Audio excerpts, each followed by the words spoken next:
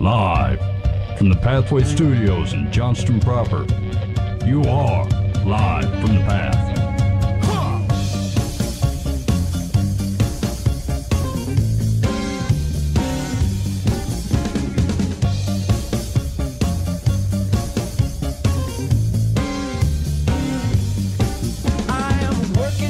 And you're listening to Live from the Path, coming from the Pathway Studios in Johnston proper. Dave, I don't mean to say this in a very, Lord knows that I hope this isn't prophetic, but you look like you're going to be martyred because your face is glowing.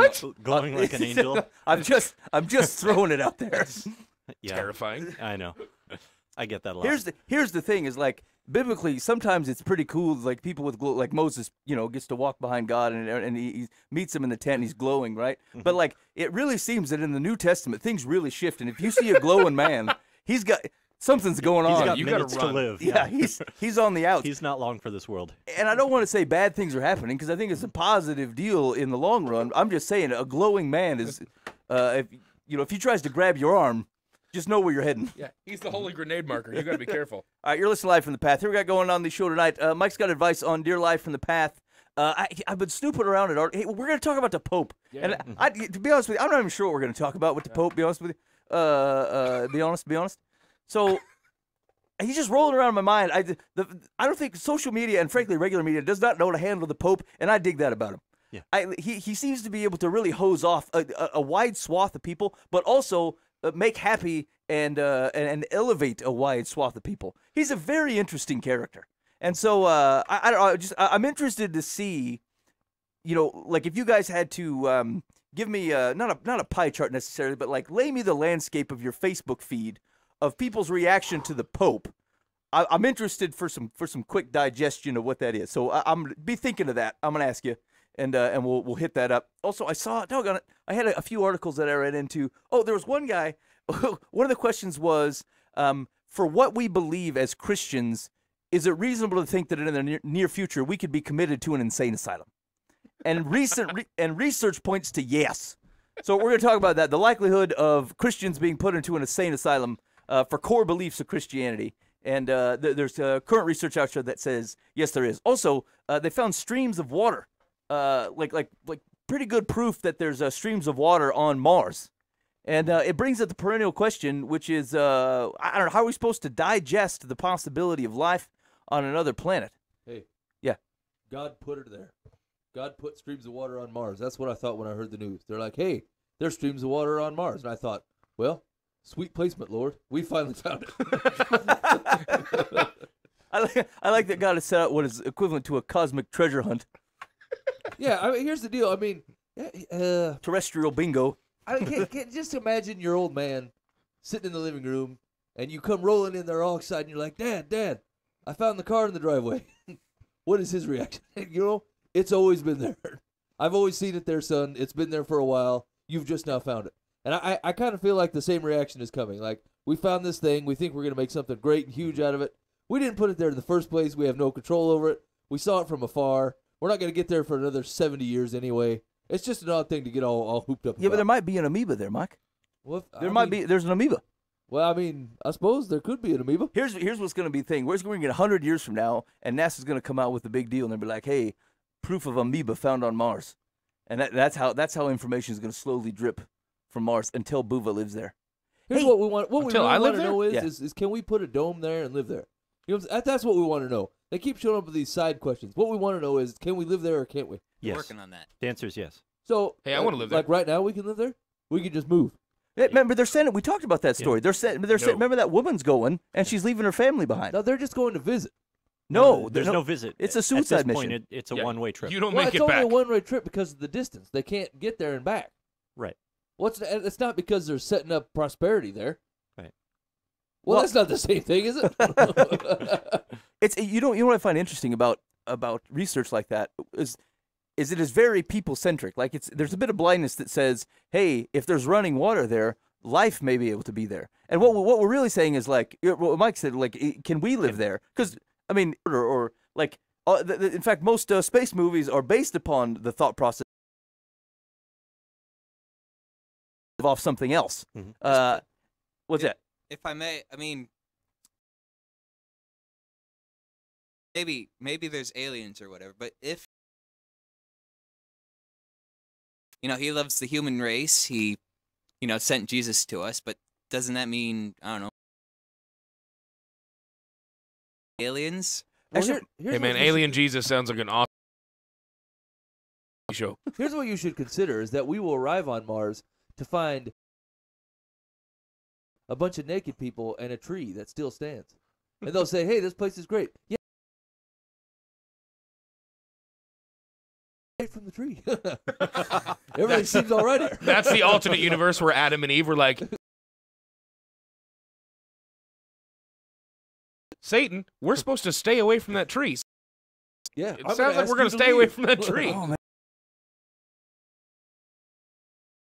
Wait, Does somebody that else mean got God it right. said- According to the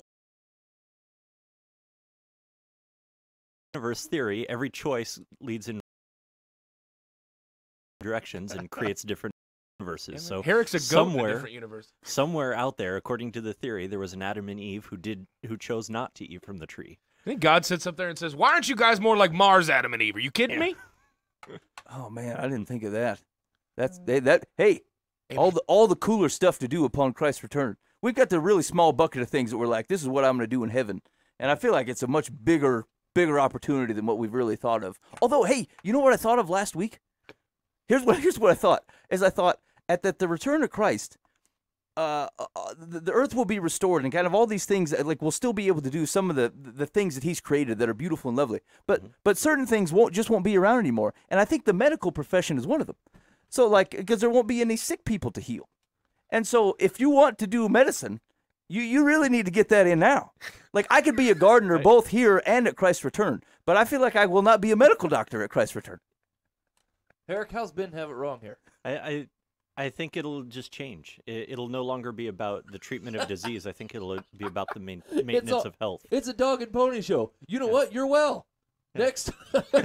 No, hey, you're Doc, all right. it'll- Next. Just wanted to hear how good I'm doing. You're doing great. Okay, well, at least won't be the same experience. Yeah. No. What about I an think it'll be different. HMO HR director? Probably not, right? Yeah. Those will go away. in the record. I'm just saying, like, if you want to be part of the full swath of human experience, I would consider doing now the things that will not be available at Christ's return. like all a right, criminal. From the same perspective. I was going to say, I think there's a couple of things we probably shouldn't be trying to do while we're here. Okay, 100 years ago, they used to deliver mail on ponyback. I mean, they don't do that. But these I days, could. going across the country. Here's the deal: I Yes. could do that, Yes. and for funsies. But like, it would be real awkward to be like, hey, I know the Christ has returned and everything is restored, but can I take your tonsils out? Like, I feel like that's weird. Yeah. Until Jesus shows up and goes, "This is what these are for, you idiots." Hey, Jesus, can I take that guy's appendix? No, leave him alone. Hey, yeah, that's the height of human pride, is to say, God created something and we pull it out of the body and say, it doesn't really do Yeah, anything. you don't need this thing. Turns This out is it's extra useless. left over from when the Lord made mistakes. Yeah. Here's what we're gonna find out is that the appendix or the gallbladder are the cure, the inherent cure to diarrhea. Like if you That'll would, be a shocker to me. Yeah. that's my guess. That's going to be Ben's first question. Jesus comes back, Ben walks up, hey, Jesus, all right, something's been killing me. You know that whole appendix thing? You know how we say it's useless? Does it And cure then that diarrhea? gallbladder. Seriously? Does it take care of that situation? And Jesus is like, yes, Ben, it does. He goes, yes! I still have both, and I never mind. Oh, jeez. You know, what I was thinking Yeah, when they were having that lunar eclipse the other day is a bunch of people. Mike You mean describes it yesterday. as they were having one, like someone's Like- putting it on. And here's why they were having it. It's I went to that. I went out to look at it. And I didn't give two rips about it. You know, I mean, I went to go out to see it just like everybody else, and the kids were all excited about it. I'm like, man, I mean, I kind of understand the gist of it. It's going to turn a slight color of red. I have a TV. You know, like, I mean, people in the movies did a way better job of this, but. Like the Facebook was blowing up with like this end time stuff, and I thought, you know, here's the thing about end times: either you have an extremely unimaginative, crappy God who introduces himself with a slowly turning red moon, or goes away quickly. or you're paranoid. You know, like if you really thought that the Lord, that like when, especially if you're a Christ follower, right? If you read the book of Revelation, let's say you don't get the entire story, but you've picked out the parts you love, and you think, yeah, the Lord's going to come back, and it's going to be a scene. And really, by your definition, a scene is 45 minutes of a moon turning a slightly different color. I think you really underestimate the power of the God that you claim to serve. Yeah. We've set up the Return of Jesus like it's a 1987 Tony Award winner, Yeah. right? Like it's real theatrical, big. I feel like if the Bible's clear on nothing else, it's that you will know. Like it's not like you're gonna have to anticipate or think, oh, maybe this is it. I feel like you were gonna know when the Lord of the universe returns to the earth, and it's not like, oh, well, it's halfway through the moon being covered up and the dust particles in business.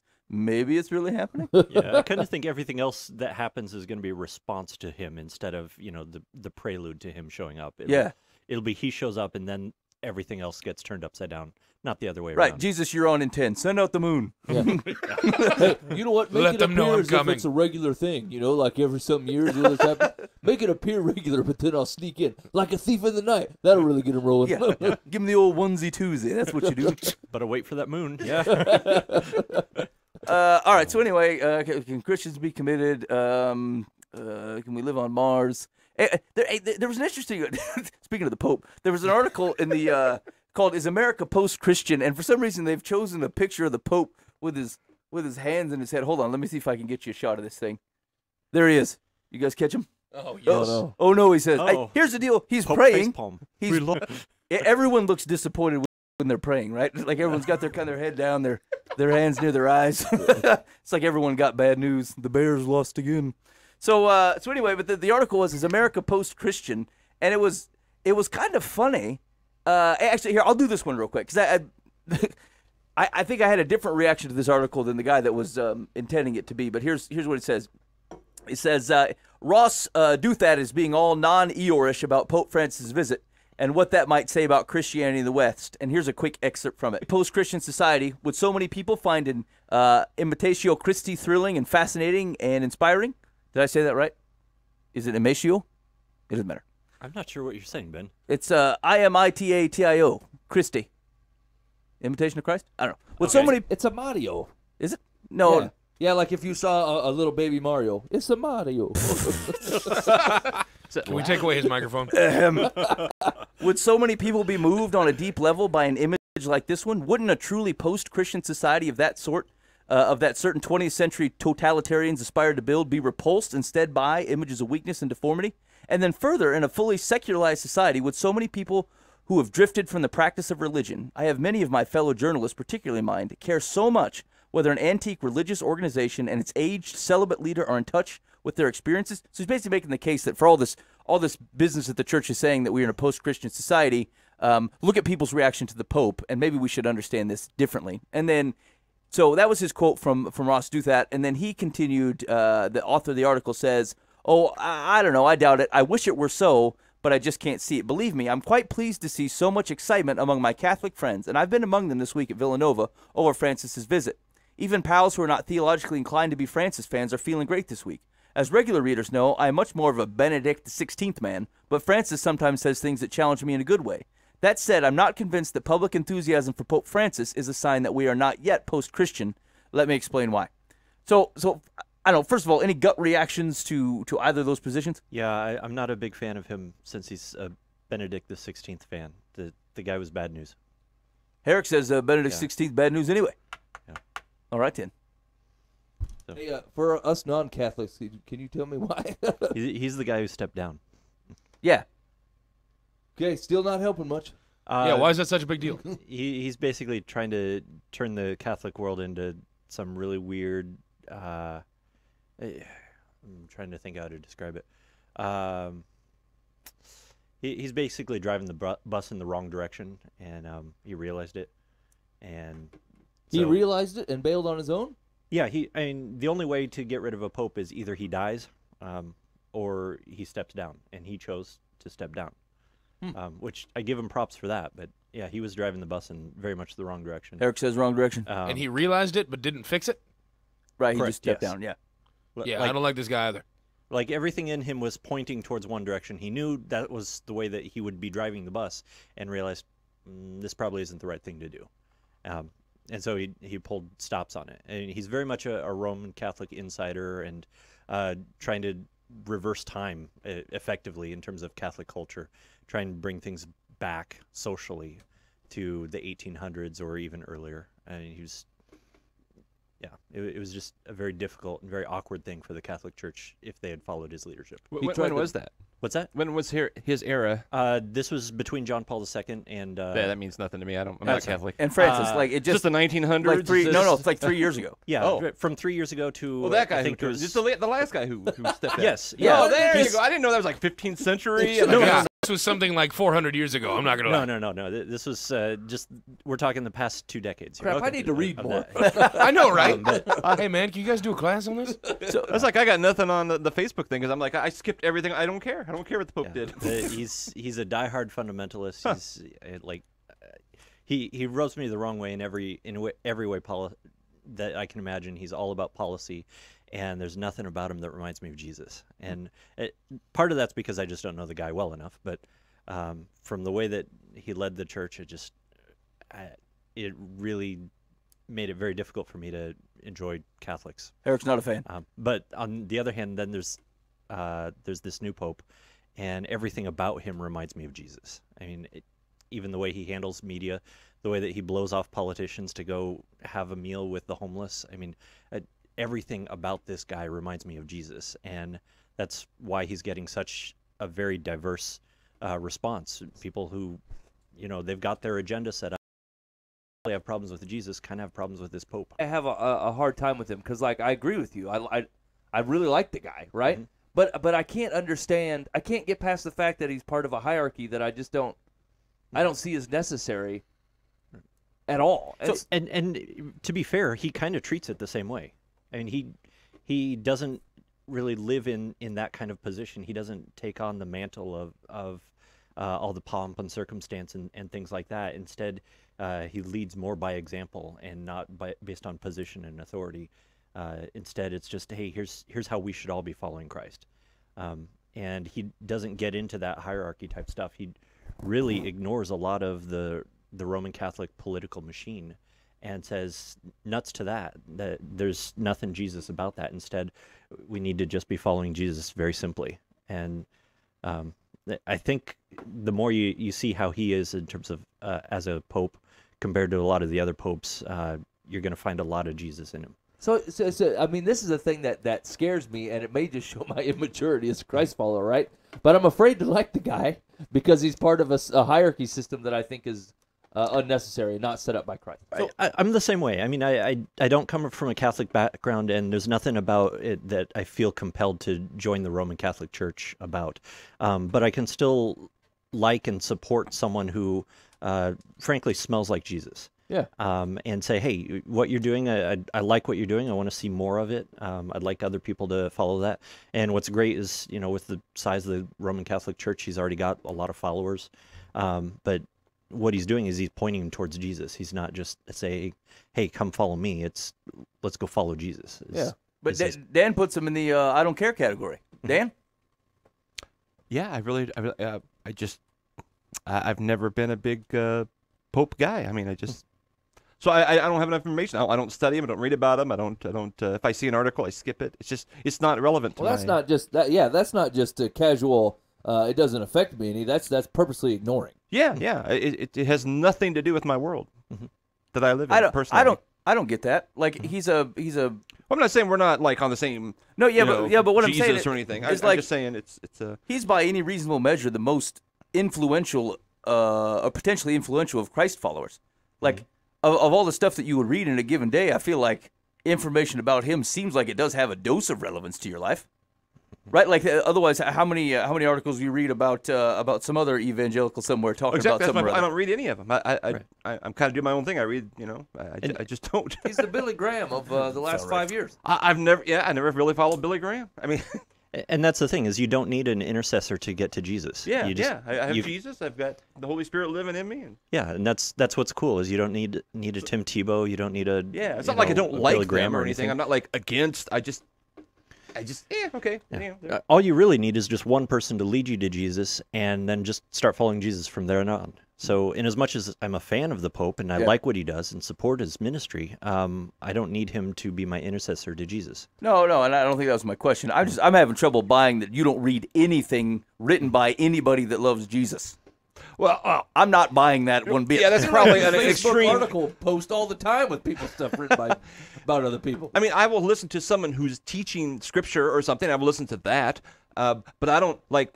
I'll flip through the channels and there was all kinds of Pope stuff on. I didn't stop on any of it. I just didn't care what he was saying or what he was doing or where he was visiting. I didn't care where he stopped for a sandwich. I mean, I just didn't care. You You know. know the reason I like the guy is because he's good at everything that I suck at, right? Like I will hide in the Bible, and that man will hit the streets with the Bible in his hand, talking to folks about Jesus, right? Everything that I will bury myself in, he does outright.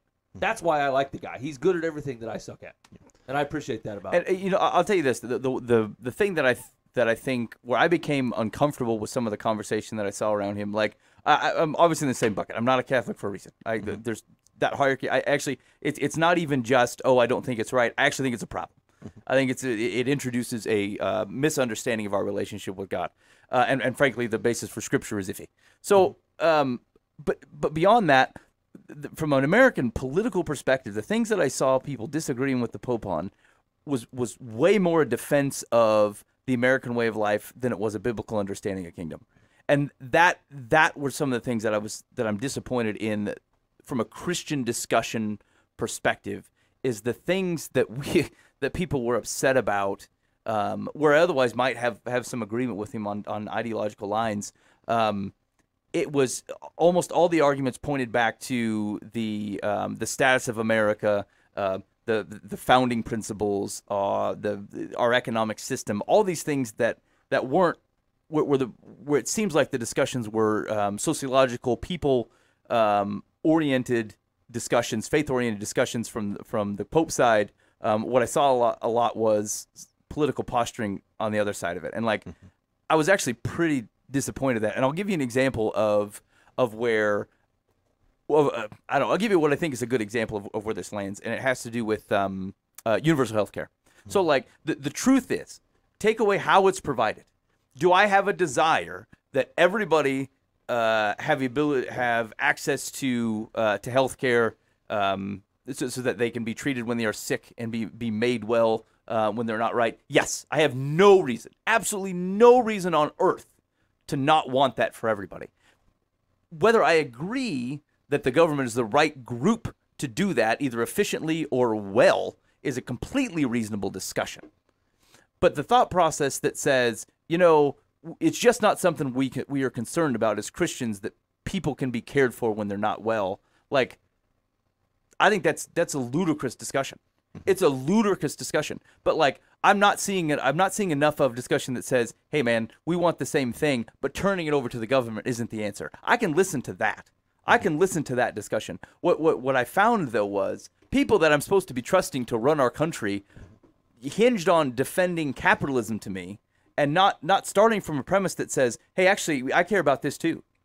I really do care about this. And there was a number of things like that type of discussion that I thought, we got to be real careful when you're going to pick a fight with Jesus, right? Are you arguing about how America works, or are you arguing about things that Jesus cared about? And the Pope is not Jesus. I get that, right? But the foundation of the things that we're talking about, you have to be very careful about what you're willing to go to die on a hill for.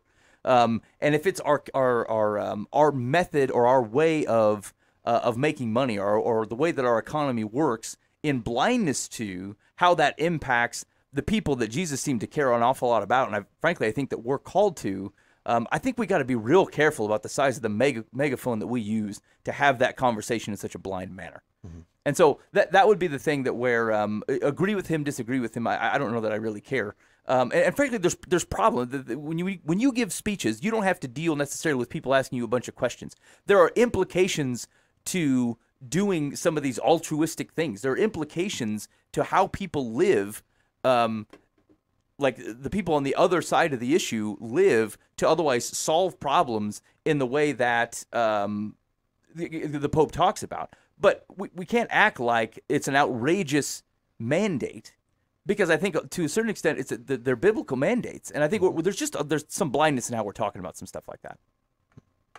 That was, if I have a disappointment in how people that otherwise would ideologically agree with interact with the Pope, it would be that. As our first reaction was, hey, he shouldn't be talking about climate change. I don't care. like that's not besides being good stewards of the earth, that's not a tremendous biblical issue for me. I'm not sure the science is settled. I think you can have a reasonable debate on that. But like when we're talking about, I care more about preserving our way of life of which I make money than I care about how someone is otherwise taken care of, or our society has figured out a way to provide for folks that need it. Then I think there's just an element of blindness there. And I'm not even advocating that that the thought of a universal health care provided through the government is the right answer. I'm just saying that's the right question. And I feel like we're, to a certain extent, ignoring things like that on ideological, political grounds, as opposed to saying, yes, we're asking the right question. I just think we can solve it better. And what's sad is I think Jesus, he really got involved in all of those things. By his example, you could see he was getting involved in healthcare as he was going around Palestine. Even though that wasn't exactly the center point of his mission and mandate, he would get involved in these things. He cared about it as though he was the Lord of all. Yeah. And so he seemed to have a stake in everything that he was getting involved in. It didn't mean that everything was his priority. Some of the things like revealing that he was the Messiah, he said, no, we need to put that on the back burner. But everything belongs to God. And so he was wanting to look at how can we glorify God with everything that happens, every policy. And realistically, when it comes to healthcare, I don't know if the government can do it, or I don't know if the churches can do it. They're awfully disorganized at the moment, so yeah, they don't seem like they can quite cover the scale. I'd love it if they could, but maybe someday, both are providing competing free healthcare systems, and let the populace decide between going to the free church-based clinics and the government-based clinics. And tends to be where the church is doing really a good job at healthcare is overseas in different mission. That's where it's happening. Yeah. And over here, you spend a big money going to a hospital that might have the name of a church on it, Mercy, whatever. Yep. So I don't know what transitioned. That's something I have not researched. But I think in the beginning, a lot of them were outreach centered, weren't they? Yeah. And then somewhere along the line, I don't know. Maybe the government came in and told them, but I don't know, but. So we know we can do it. We have done it. We're doing it now in other places. Right. It's how do you do it here, and meet the standards that the government's put on us. Yeah, and that is the right discussion, right? Yeah. Like it's something.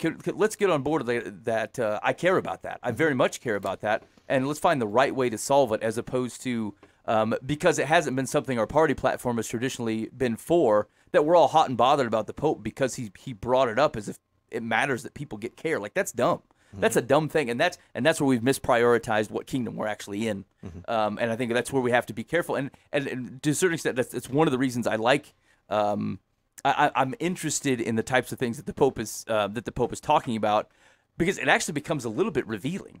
Right, like you find out what people really care about, because they're pressed by there is not a legitimate world. He's like the only world leader, like the guy that's literally responsible for the whole world. I mean, you understand what I'm saying. It's not obviously everybody, right? But like everyone's fighting for their own little enclaves of stuff, and like he legitimately could go anywhere in the world, in any country, and have some level of responsibility as far as he's concerned for people in that country. And so like he bears a potential influence that no one really has. And so I think it has an impact on our world, but it's interesting to see what people really care about, what they prioritize in light of the things that he talks about. Primarily looking at things that we care about from our political system versus things that he's talking about that are people-oriented, of which he doesn't have a responsibility to do necessarily, but he gets to have that conversation and then watch people have to react to it. So I think the disappointing responses seem to be coming from just the issue of, is Jesus part of your life or is he Lord of your life? If he's part of your life, then there's also room to be American and all those different types of identities. But if he's Lord of your life, then that means that any allegiance that you have to America has to be filtered through the fact that he is Lord first and foremost. And all those other great American values that you have to be understood through him. Otherwise, they need to be chucked. And if they're not, if Jesus is just part of that crowd of your life, then yeah, you could disagree with the Pope because he's maybe advocating something that's not so capitalistic that you might like. It does seem kind of odd, though, that like we try our best in America to celebrate and point people through our what we think to be a God-ordained democracy, when we're actually, if we're pointing them towards Jesus, you're heading towards a benevolent dictatorship. Yeah. Like, that's where we're going. That's what the kingdom that we're pointing you to. But we only choose to celebrate it through our capitalistic, democratic society. And if you can't get on board with that, you're out. You know, and we are very upset at you. And it does seem kind of, I don't know, it's an odd conversation to have, right? So and maybe that rounds out. So, Mike, what's been the tenor of your Facebook feed when it comes to the Pope? I've gotten some. I've gotten quite a few. He's a false prophet, and sent directly by the devil to corrupt things. Not very many. I'm not friends with a whole lot of Catholics, so I don't get a lot of attaboys for the Pope. Yeah. But you know, I saw a couple of articles people were posting on Facebook about how he's revitalizing the Catholic Church, and then an article right next to it was like, Christianity is in the tanker. It's not doing very well. I thought that was kind of funny that like the Christian church is finally on fire because everybody loves this Pope. But then it turns out that no one is even part of the Christian faith anymore, according to the feed right next to it. And so, but I get a lot of the false prophet stuff. Like he's just the worst of the worst, and everybody hates him, and you know, he's disrupting everything, which I found to be unbiased. Yeah, no doubt, no doubt. People are weird. People, yeah. You know, if all of these crowds that were jumping up and down and screaming, and all the news media, they were all excited about his visit, were motivated to follow Christ at a higher level, I'd be his biggest fan. So I think, isn't a him thing. I'm just saying his position. So I actually think you're that would be I think it's doing that. I actually think that he is having that impact on people. We will see. I doubt it. I think the people you would are never excited know, of their Dan. religion. You would never know that. You don't read articles about it. Oh no, I just know things. If he would do this, and I would never know, so he will never do it. I mean, you know, I've told you this before. I worked at Burger King when the last time a pope came to Iowa. Yep. And I was a teenager in the 70s, and people were walking from Merle Hay Mall to, how far is it out to Living History Farms? I mean, they were walking miles. They were walking past my Burger King and coming in to get a snack. And I mean, the point is there were thousands and thousands and thousands of people. There was no impact in Des Moines. And when he left, and it was like, people were like, oh, that was a cool. And then they went back to their. I worked with a guy who was excited because he was Catholic and sons all went to Catholic school and everything. Yep. And it had no impact on his life other than it was really exciting. A celebrity came, and that was really cool. And for a week they were, Hold on a yay. minute. Yeah, That's but like you're someone showing up at your church service. They don't love Jesus when they leave, and then they're like, Dan is ineffective. He doesn't love Jesus at all. He is of no effect to anybody. That's not a fair comparison. You're kind of missing him for the crowd, I think. Yeah. Is that you're he's a celebrity. So he's going to attract crowds no matter where he goes. And those crowds are going to come there and they're going to swoon because they're in the presence of a celebrity. And they're going to go home and their life is exactly the same as it was before. Well, I'm talking about like people I worked with who, this guy's a devout Catholic who tied to the church and to have his kids in Catholic school and went every single Sunday, blah, blah, blah, blah, blah. Right. There's still no impact. The exact perfect example of a fan who would be there and recognize this guy's a celebrity. And yeah, you're right, didn't respond to it. Isn't that the exact situation Jesus was in? Right before he said offensive things and everyone went away. Yeah. So yeah, I mean, so you always run the same risk, right? That like you're saying things that and the mix of things that you are saying attracts people to you, and then at turn pushes them back away because they don't really want to invest in it. And then what's left is a much smaller group that actually responds. Right. I mean, it's kind of like, the day after 9/11, you had Congress out singing "God Bless America" on the steps of the Capitol, and half of them were pagans, or more. That didn't last. It was an emotional. Woohoo! Yeah, I mean that's true. That's true for. I mean that's true in your local church. Yeah. Right. So sure. I mean, that happens everywhere. It's just I think it's probably a grander scale on him simply because of the number that he has influence on. I would say that I'm not. I think it would be false to assume that you're going to see 70% of the people who, were at a casual relationship with the church, or frankly, what is more of a standard Catholic relationship, which is you show up, you tithe, you leave, you repent, you come back. I don't expect you're going to see a 70% flip of that, but I think it's not an accurate narrative to say that you're not seeing impact with people that are otherwise reflecting the types of behaviors that he advocates or talks about. Like I've read numerous articles that kind of talk about where that is shifting. I think it's probably it's a pretty high bar. 70% of people get anything right that they're going to flip on. I just know that this dude talks more about Jesus than most people that I know. Most popes that I've ever heard of, right? Like in my lifetime, I have never witnessed a pope talk about Jesus the way he talks about Jesus, nor serve the way he serves. So I mean, I suppose you can put it in the mind frame that whether the pope job is a legit job or not. Obviously, I disagree. I don't think it is a legit job. But as far as a dude going out there talking about who Jesus is and becoming part of the kingdom, that guy's doing a good job of it. That's what I know. So the premise of the article, though, was... Oh, Ben, we're not done with it. No, so go ahead. So, maybe I'll just tell you this. Maybe this isn't worth the discussion. But the question of the article was, is America post-Christian?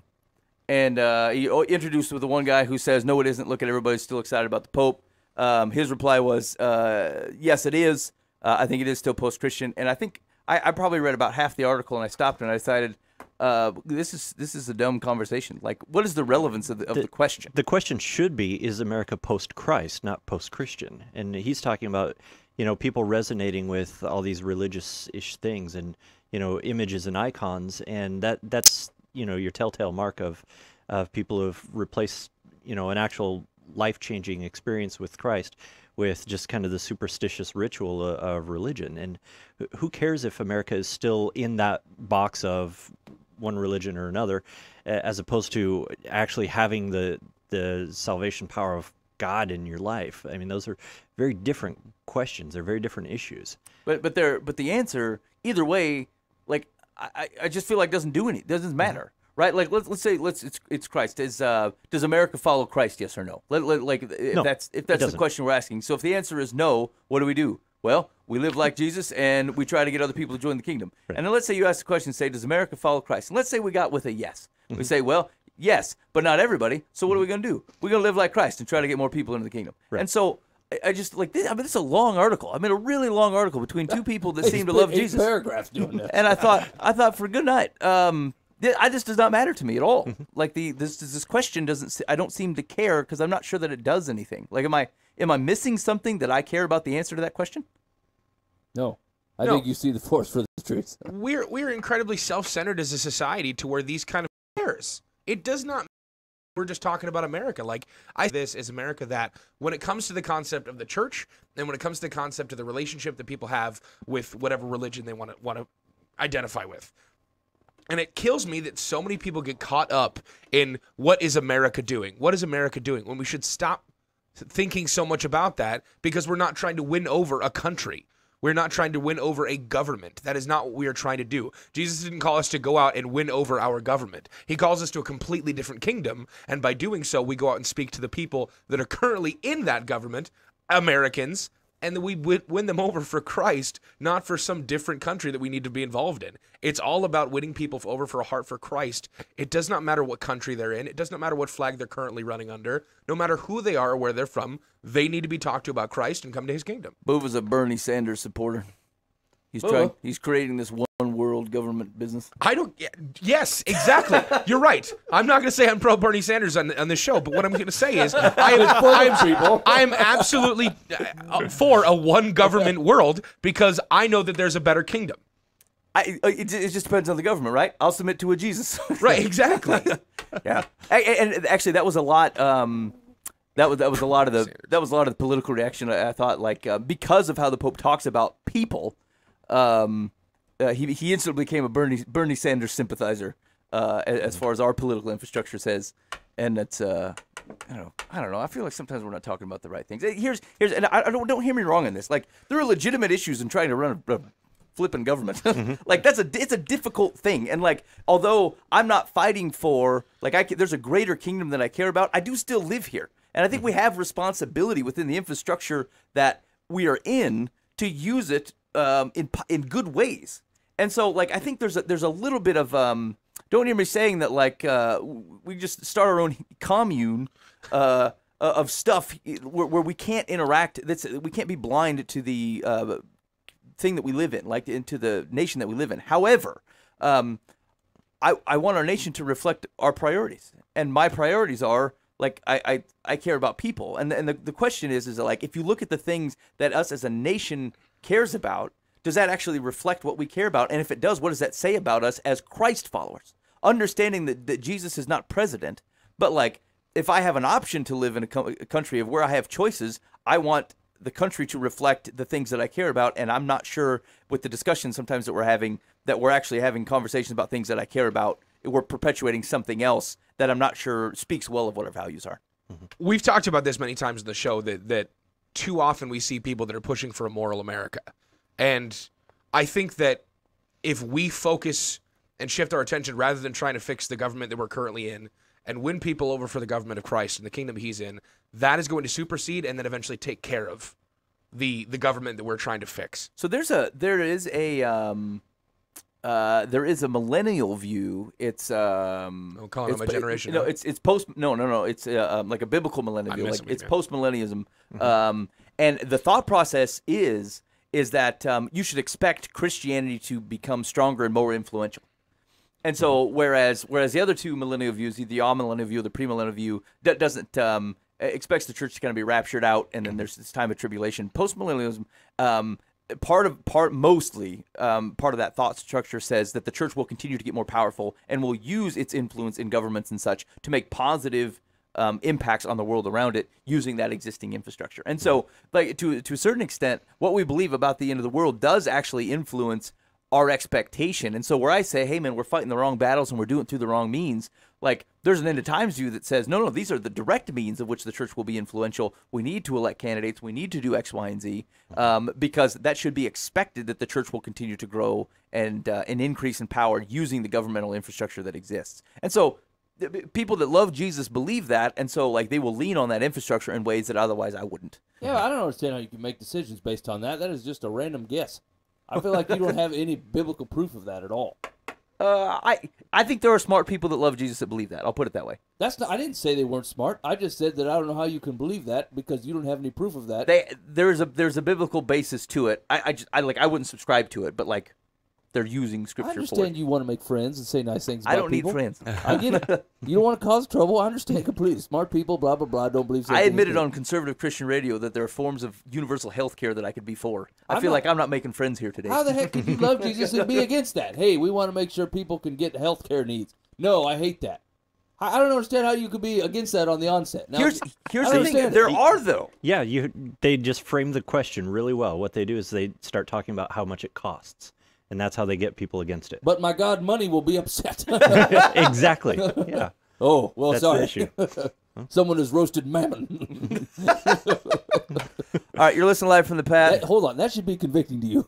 You understand me? If you've said something like, universal health care is a terrible idea because I deserve health care because I work, you should feel like a jerk face and someone who is not caring for people. Because that is generally the argument. I get this conversation all the time with people at work. Well, I deserve good health care because I work. Yeah, that's how we measure human dignity and the love for others, right? Because one guy works and another guy doesn't. He obviously doesn't deserve a life at all. Why don't you just shoot him and save the time, right? If that's your actual view on life. He doesn't deserve health care because, let's say he doesn't have a job, but you do have a job. Why don't you save everybody the hassle and kill the man? Because you're not going to give him health care anyway. It's the exact same argument, just put in a real blunt corner. You just shoot him, is what you're saying. Yeah, just shoot him. Hey, I'm not. Old Yeller style. I'm probably not going to work for the next few months. Good. Let me go get the gun. Yeah, if you're not going to work into the healthcare system, you don't deserve it. Whammo. There's something about having a succubus, though. You know what I'm saying? Like, I mean, I don't know. These are legitimate problems I don't know how to solve. Because, I mean, there are people that jack with the system. Well, of course they are. And Thieves. Hey, listen, They're Jesus thieves. prepared you for this man. That's Jesus true. totally prepared you for the succubus. You're going to find that in every system. Ah, though. man. Every system that gets created, you're going to find As the someone Lord who predicted, manipulates it. same with the salt water on Mars, knew it was coming. Here's the thing, I guess, is I was trying to think of a biblical example of where Jesus did, like, helped a guy. And doggone it, it's that guy at is it Siloam? Yeah, the pool of The Siloam. lazy guy. Like, Yeah. he still healed that man. Yes. That's Oh, Jesus. He still gives it to you. He still did it. And you're like, that guy's But a he only suck- healed the one. Yeah, but that guy did not have troubles. I'm just saying, but I don't know how far you take that. How many didn't he heal? I don't know. Wait, so you don't think any? Oh no, I don't know. I'm just saying I don't know how far you can So take that Jesus illustration. doesn't believe in universal health care, just singular health care during the day. I choose you. Actually, I suppose by that standard, like the phrase "neither shall I condemn you, go and sin no more" applies only to one person. Yeah, just you. Everyone else condemn. It's really on my choice here. Do not use me as an example. I just do what I want. You know what, Dan? Remind me to critique your sermons later. Your broad principles are really going to get whittled down. Actually, now that I think about it, the only blood moon end of times discussion that I got on Facebook came from you, Dan. So From me? yeah, from you. What did I do? You posted something about the blood moons coming, end of times. How should Christians respond to Pathway Church? That was the only thing that showed up on my Facebook about end of times craziness. And it was mostly take a breath. Yeah, I definitely like the tone of it, but I didn't get any kind of those Man. crazy Antichrist-ish I know things. here's what I think. I think I know the right people because I saw a lot of that stuff. Which Okay. means I know the right people who hear about Jesus. Yeah, I saw a little. I saw quite a bit of the people freaking out, thinking that this was going to be a big deal, and then arguing with people that did not care at all. And it was, I love reading that stuff. Like half the stuff, admittedly, and I've been struggling with this for years, and we've talked about this multiple times. Like I struggle on how much I actually know about what some of these dudes are talking about because they're throwing out terms that I'm just like, I frankly don't care. But I kind of just look for Jesus' name every once in a while. Like if I'm reading through one of those long, like 40 comment things, I try and pick out how many times I can see Jesus. And if I can't see him that many times, I'm like, that just does not seem like the kind of Got 7 conversation I give popes, it. 2 Jesus. Nope. Yeah, exactly. 42 comments, 1 Jesus. That's not the conversation I need to get into. That is obviously not the one I need to be in, and I back out. But I did see quite a few of that, yes. It happens. I saw mostly just really poor quality pictures of people saying, "See what I saw?" I'm like, yeah, we all Oh can man, see it. seriously, I thought I couldn't think of the right quip, but like what I kept thinking is that taking pictures with your cell phone produces what is the MSNBC of lunar moon photos. Like the real low rent thing that people like you turn on the cameras and say we should do this because we can, not because we should. And let the world see it. Yeah. Yeah, and make sure everyone hears about it. It's like watching MSNBC, looking at people post cell phone pics of the lunar moon or the blood moon. I saw someone come up with a picture that was just as comparable to an actual picture on Snapchat.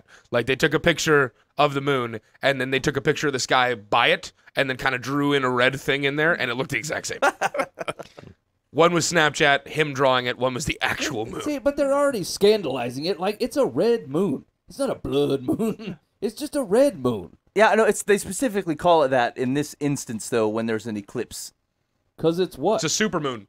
It's red. When it's closer, it's closer, and it has the lunar eclipse. Why with does that It's make the- it a blood moon? I don't know. It's just what they call it. It's the full lunar eclipse because of its paired reddish with color. a supermoon, and But it only it's happens just every like red. 30 years. You're stigmatizing it. No, that's true. It's What color is your blood?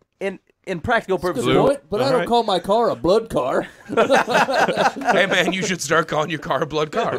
Hop into the murder mobile. Get the blood mobile. The Lord's going to take it away at the resurrection. Hey man, I just saw a red car. Where's Jesus? You guys hungry? I've got some blood apples and some blood tomato sauce coming up here for you. Sounds How ridiculous terrifying. this all sounds. And you laugh Spaghetti at and me. blood sauce. You're part of the propaganda wheel. That's true. I've accepted the hype. You're listening to Live from the Path. Bernie Sanders would never let this stand. Here we go. It's will committed Christians be committed to an asylum? Let's see. A new study purports to show that those who hold traditional views about marriage are psychotic. Will studies like this lead to more Christians being punished for their views? The study by Giacomo Chioccia et al. Psychoticism, immature defense mechanisms, and a fearful attachment style are associated with a higher homophobic attitude. Here's the thing. I don't know who works in these industries where they do the studies and stuff, but I mean, would it be harmful to hire a guy that helps with the titles? Because they're always like 8 sentences long. They don't have any whiz bang to them. That like, my study is titled "Psychoticism, Immature Defense Mechanisms, and a Fearful Attachment Style are associated with a higher homophobic attitude." Done. I mean, it rolls off the tongue. Shouldn't they be more concerned that I believe with all my heart that the dude was murdered brutally and 3 days later came back to life? That's a good point, Dan. I mean, Your social view is pale in comparison to believing in the resurrection of a man. I believe the guy is alive and he's coming back and he's going to judge the world. Yeah. And he That's apparently psychotic. wants you to eat his flesh and Yeah. drink his blood too. I'm I mean, that's the- 100% certain that he sent angels to destroy cities, and they're really worried about my thought process on marriage. That's true. We're not making it past the initial questionnaire. Do you see dead people? I've heard of some. Absolutely. Medical. Well, they were yeah. dead. Yeah, we are straight up going into the loony bin. One That is guy, us. one guy rose from the dead, and as far as this book I read tells me, a bunch of them were also walking around from the dead. Right. During And the I same will time. too. How do you know you're going to heaven with him? Well, I went in a pool. Some guy held me under. And I came back out. Everybody applauded. Hey They man, let me borrow I clothes. took a shower this one time, and then I came back, and now I'm going to be able to be come back and resurrected. Yeah, because I mean, you people got to smell good. Yeah, you're right. This study was unnecessary. Good point, Dan. We're all insane. It claims to find that homophobia is associated with psychosis and other forms of mental illness. The study, however, operationalizes both the dependent and independent variables, what is being explained and what explains, homophobia and psychosis, such that anyone who holds a Christian worldview will be labeled both psychotic and homophobic. So, unsurprisingly, the authors found a correlation.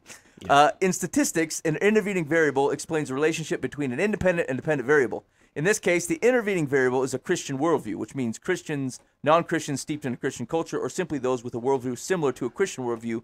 In other words, the authors defined certain Christian views as homophobic, other religious views as psychotic, and Abracadabra found that some people show signs of both homophobic and psychosis. Okay, here's what's psychotic. Okay. 30 years ago, being homosexual was a mental illness.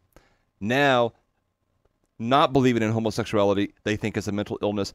And I believe Satan's involved, which makes me mentally ill there. Yeah, there's no reason to study this thing anymore. I feel like we're on the outs. Yeah, we're not... Okay, so let me ask you this. So, homophobia, that in definition, that would be the fear of homosexuality, correct? Correct, yeah. Yeah, but The word, the you're verbiage thinking is- about it scientifically. This is a political word. How is Okay. it used politically? Annoyingly. That's how it's used politically. Exactly. It's basically... I'm like, hey, man, I'm not afraid of gay people. Right. Like, I have never run away from a homosexual person. Like, oh, no, and ran. Like, I've never found myself there. I can disagree with someone without being fearful of them from a phobia perspective. That's absolutely ridiculous. Yeah. Just because I'm like, hey, man, that's probably not a good idea. And you know, I believe in a God of this entire universe that's bigger than anything you've ever even imagined that says, yeah, no. That like, that, and I'm therefore afraid of you and need to run away. Yeah. That's tricky. All right. All I right. don't know if it's I tricky. kind of want to take the quiz.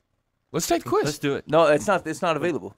Oh, bummer. Well, we need to contact That's these people why and say, hey, we're possibly Hey, psychotic. Can listen we here. get your quiz? I'm not an inept boob who can't click a hyperlink. I said I want to take the Well, quiz I didn't know if it because it's not available. I thought Not you meant because it didn't apply. I wish I could- Or a time perspective. Hey, maybe you don't need to jump down our throats and think we're not saying you're capable. I'd like to take it if only I had some encouragement, and then I would do it. Hey, Ben, you can do it. Click on the link. Than's, boys. We care about you. You're listening to Live from the Path. We're hanging out here every Monday night at livefromthepath.org. Hey, before we go, well, we've already ruined the show.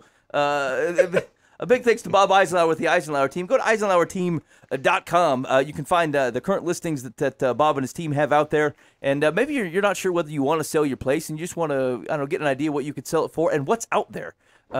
Here's the deal. I check that stuff probably every 2 months. I just think, hey, what's out? Maybe something pop up. And maybe the Lord's got something for me moving out. So I call Bob, and Bob figures out what's out there for me, and he sends me a bunch of stuff. You can also give him a call at 515-979-2883. That's Bob Eisenhower with the Eisenhower team. Go to eisenhowerteam.com. And I don't know, what do people say on the radio? Tell them the Live from the Path boys sent you. And I don't know, it's not going to really do anything. It's just people do that to advertise. So anyway, big thanks to Bob. Let's see. Mike, so you got some Dear Life from the Path? Ooh. Yeah, I do. You want to do one? Go fast. Okay, yeah. We need fast Go one. fast. Ready? Yep.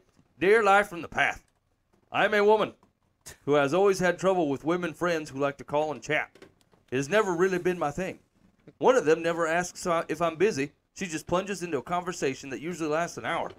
I never call her. If she asks me to return her call, I'll wait a day or two. I'm afraid to tell her I don't like spending that kind of time on the phone because I know it will hurt her feelings. I've lost friends in the past because of this. I think instead of avoiding her calls and feeling guilty, I'd rather not have her as a friend. I'd be happier reading a book or working on my hobbies. Am I being silly? Seriously? What? Wow. Get over yourself. They're trying to improve themselves, booba. No. I Not don't. everybody can be booba. Mike, there is no argument you're going to give me right now. I do not care. That I'm makes, not saying you have makes to you spend- unreasonable. I am not saying this woman need to spend an hour on the phone every single day with this person. But seriously, you're not going to be her friend because you don't communicate that way. Oh crap! You Maybe disagree with me. Maybe Okay. get over yourself. Have a conversation with the woman. Cut her off in half an hour. Just say, hey, it's been great talking to you. I do have to get on with my life or whatever you want to say. But that doesn't mean you completely out her as your friend because you don't want to spend time on the phone with her. Booba, answer me this: Yes. how often do you spend time in a room with nothing else going on, all by yourself for 5 or 6 hours at a time? Does that make you uncomfortable? It doesn't make me uncomfortable. You sit. So, when's the last time you've done it? 6 hours straight, Saturday? just sitting in a room, no TV, no radio, no phone. Oh, I didn't just... That woman is designed a certain way, and that kind of stuff of interacting with that friend her because you don't want to sit there and talk. yeah, you got to get rid of this woman. She's dragging you down. Toward Mike's view on this. Oh, my God. I'm a daughters who are have the same the life to live. Oh, yes, I would agree with you may have a life to live, but that doesn't mean you can't stop at somebody. Yeah. I mean, and you can cut them off, and you usually do, but they don't listen, and then you have to keep trying, and pretty soon you just hang up and say my battery died or something. I don't know, but I don't know if that ever happens. I feel like we're making an extreme out of this situation. This does not happen that often. It's not an indictment on all of humanity. There's one woman who has a temperament, and she just likes to talk a lot. He is very much not of that temperament. They're not going to really get along in terms of their communication styles, which is sort of important for foundations of relationships. It doesn't mean that he has anything against her particularly. It's just her way of communicating really doesn't sync up very well with him. Yeah. It's hard to build a basis of a relationship without that. So you cut off all ties with this person entirely. Yeah. Well, that's I don't think you have to be mean. Because that's what this or person is saying they do. I think you should do it respectfully, but just say, hey, here's who I am, here's who you are, and I really don't see a future with this. Yeah. And it's okay to say that. There's a lot of humanity that I'm not going to have a future with.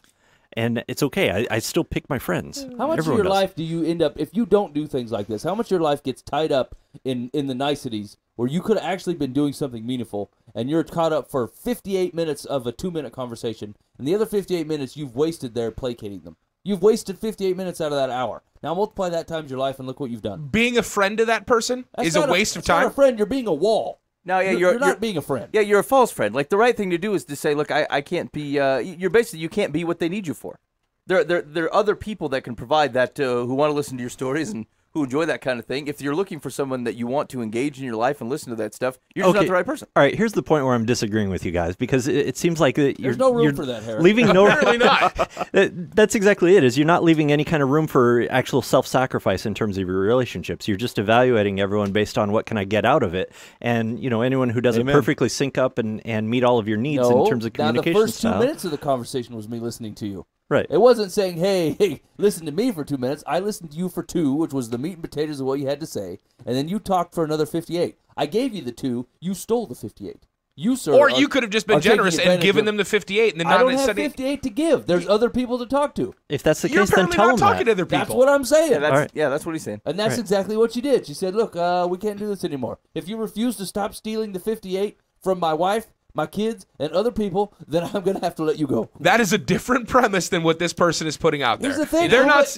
They're not saying when I you give need. someone 58 minutes, you have to take 58 minutes from somebody else. No, That's this the way it person is works. taking 58 minutes away from themselves. That's what you're assuming. What was their conversation? What did they want to spend their time doing? They said, I want to play with my kids and love on No, Jesus. they said I want to work on myself and do things I want to do. There's a difference between wasting your time and then taking that away from another person, which I agree with. If you got a family and not sit there for an hour, I understand that. But at the same point in time, if you can't give yourself, okay, I'll listen to this person for an hour rather than sitting down and doing nothing and just building myself up, you need to give up a little bit of your time just to build a relationship with this gal. Even if you don't want to be your best friend, maybe she just wants somebody to listen to her. Do it. See, now this is a perfect example because you talked for a minute, which was helpful, and the other 3 minutes you were talking, I gifted you. I was talking for maybe As a 45 generous seconds, man. Mike. Why can't, is there, I guess it depends on the hobby, but is there a reason you can't listen on the phone, maybe on speaker, and do your whatever? Isn't that placating? My wife will Yes, do her dishes, yes, do the that is dishes, and completely clean placating. stuff while she talks to long-winded people. I'm going to put you on speaker and then pretend like I'm listening while I'm gluing together this wooden horse. I suppose if they don't care, it doesn't matter. Hey, you've been listening to Live from the Path. Thanks for hanging out with us so far. If you're on the Truth Network 99.3 FM, we've got to let you go. If you want to hear the end result of this Dear Live from the Path plus some more, you should hang out for the podcast. If you're on the podcast, we'll be right back with you. Please be faithful. It means God will handle the ends. You've been listening to Live from the Path.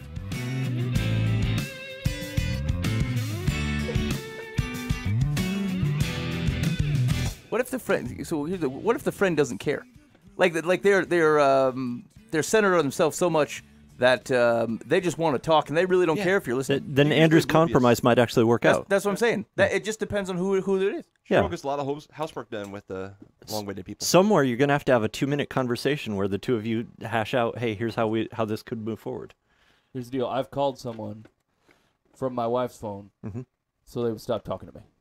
You've So called them. I was talking to somebody on the phone, and they wouldn't stop talking, so I dialed the number with my wife's phone to make it look like my wife was calling, and then I hung them both up. That's weird how Gerald always calls me when I'm talking to you. Yeah, Dan, I gotta go. Actually, Then as soon as they pick up, I hang up both like it was an accidental pocket dial. That is such a passive-aggressive way to respond. It really Mike, is. That's not you. Here's the deal. I've come to terms with the fact I have that to do it sometimes. I'm the hour-long talker, and I will not disagree with that. We all know that. I'm the hour-long talker. I am perfectly fine with someone going to me, hey, man, you know I would be happy to listen to you for the next hour. I just don't have time. Can I talk to you at a different time? Yeah, sure. No, I understand that. I'm sorry I called and then tried to waste your time. I'll talk to you later.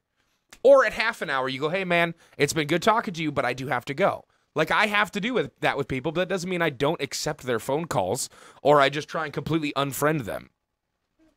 Oh boy. What are you giving of yourself if you're really just saying, hey, no, I'm never going to talk to you because you talk all the time, and we don't communicate the same way, so therefore we can't be friends anymore?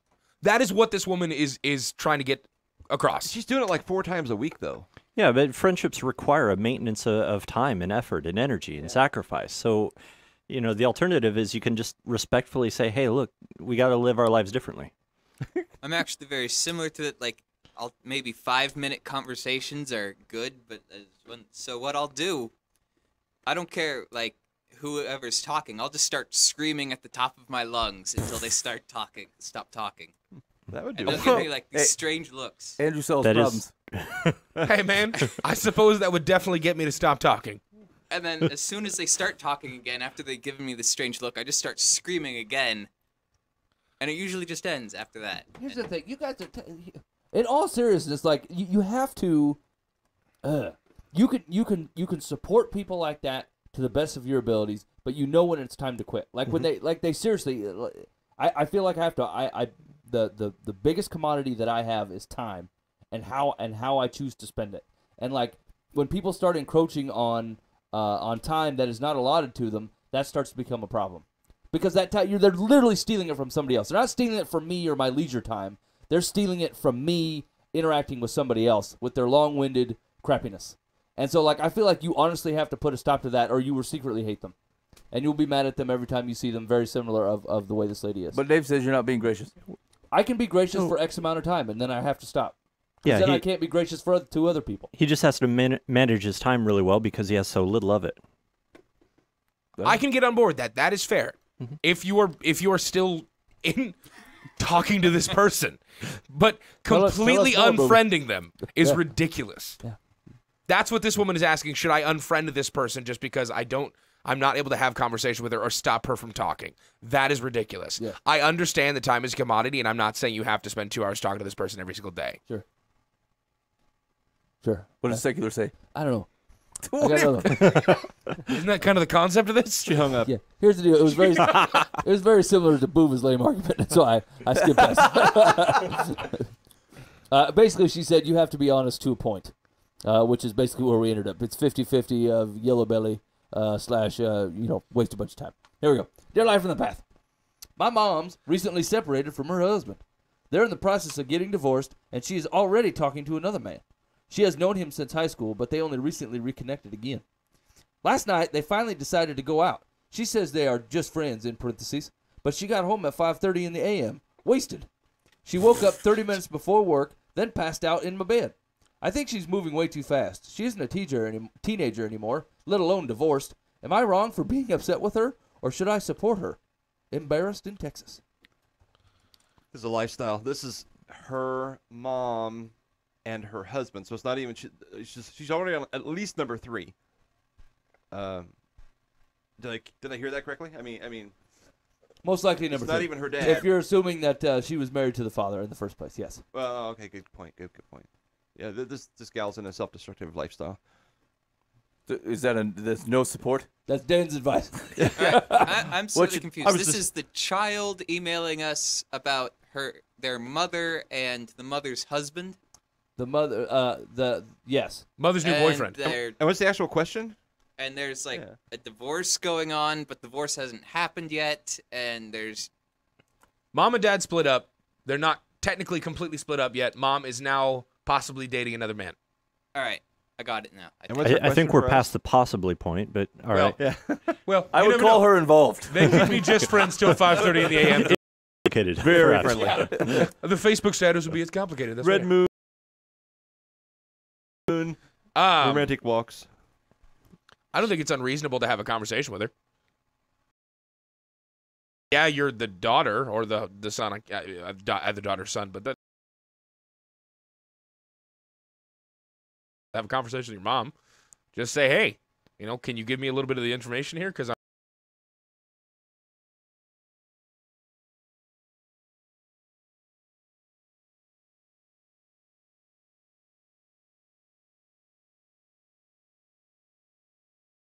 no situation where that is a responsible thing to do. She needs a friend who will call and talk to her for an hour. Basically, all you need to say is, hey, your behavior is not going to end up in a joyful place for you, and I can't be a party to it. You need something, you come let me know. I'll point you to joy. Until then, stay out's my bed, you creeper. Stay out's my bed. Hanging it up. Stay out's my Don't bed. be passing out on my bed. Yeah, done. I feel like I've solved it. Anything else you want to bloviate about? I'd like to know how old she is. Doesn't matter, Dan. I think Always joy at any age. The daughter is like, is she old enough to be on her own? I mean, Oh. can she kick her mom out? I think this woman's kind of part of a cycle of just self-destructive Yeah, relationships yeah. that needs to really be addressed. Otherwise, this next one's just going to implode just like all the others. So, Right.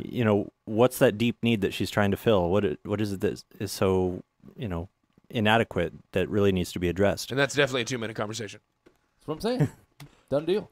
You Here can do we it go. in 5. Secular says, Just read the Hold woman on, that as is story. but that is not the situation though. You can't just tail that in every circumstance that shows up like it's 2 minutes of deep diving.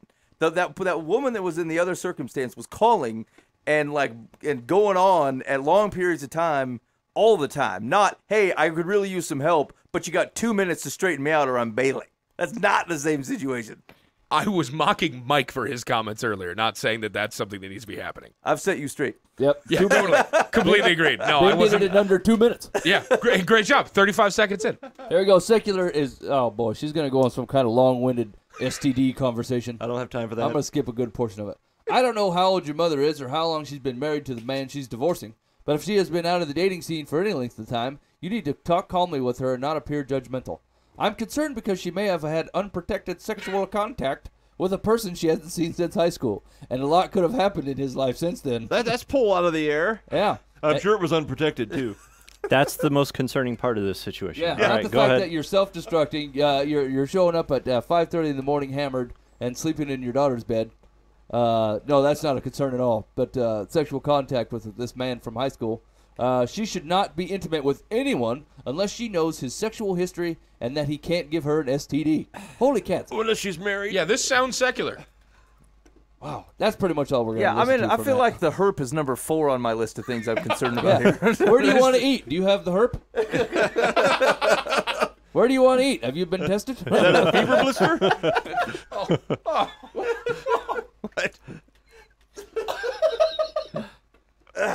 You want to go to Dutch Street? You taking steroids for anything? It's funny. I don't think I've ever heard secular come off so religiously as they did just here. Yeah. That's interesting. Hey, how you doing? STD much? Do you have a list of your sexual partners since the last time we spoke? It's been 15 years since high school. That's a lot of nights. Boy, like it's. I don't Do you think have to keep a book? I'm not seeing in such great relief seculars focused on such a something that says I don't really care about you as a person. Like for all the society has grown to where we are concerned about people's mental state and impact of other abuse besides physical. It's just I don't want you spreading communicable diseases. Yeah, exactly. As long as having random sex with people doesn't create disease in your body, I feel like this is really what I'm concerned about. You know, If you had a it'd be condom, like- I'd be okay with this. It's like, the same response would be like a guy wrote in and says, "Look, I've been down on my luck. I'm currently homeless. I'm having a hard time finding a job. Can you point me in any direction?" She says, "Do you realize how many diseases there are sleeping outside? You need to stop that directly." Yeah, you need to fix that. That's basically her response. I can don't catch a care cold. anything about what you're saying or the root of any of your problems or actually how to solve them. Do you realize the disease-ridden box that you're sleeping in is disgusting? It's like going to WebMD with your issues. It's like, hey, WebMD, I'm really depressed recently. I got a lot going on. I'm sleeping around with different sexual partners because I can't find fulfillment and love from anybody in general, and I'm really upset in life. And WebMD goes, hey man, sexual diseases are possible. You need to take care of that situation. By the way, take L-Dopa. It'll fix it all. I'm so lonely. pursue your destructive lifestyle in a safe physical manner. Make sure that you don't disturb others. Find yourself a nice dating website.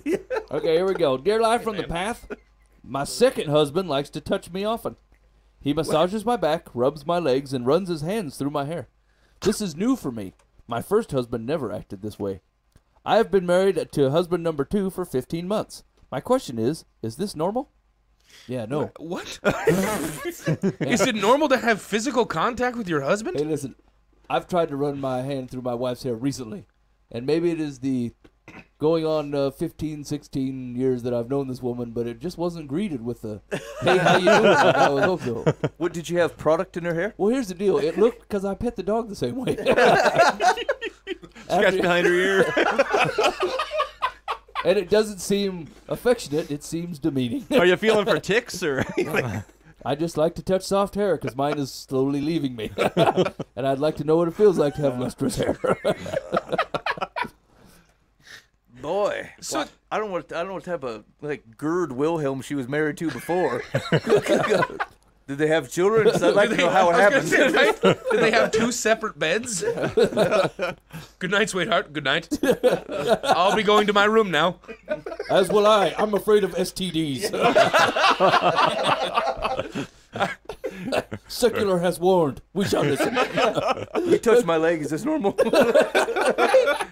After 15 months, you asked this question. Like, was there a dating period where this guy was just not touching you at all, and then all of a sudden he one day was just like, hey. Like when he was married, he's done it correctly. No touchy.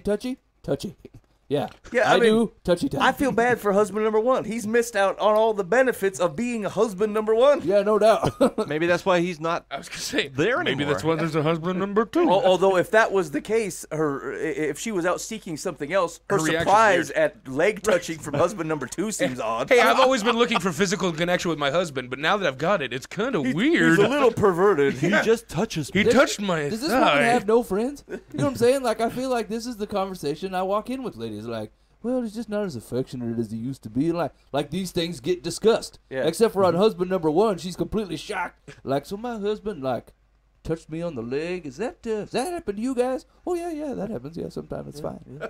Like, I mean, I feel like it should have came up with husband number 1 with the lady time. That, hey, man, I feel like that man doesn't come anywhere near me and sleeps in another room. Don't you think that's weird? No, having lady friends is a good idea. Yeah. That's my advice.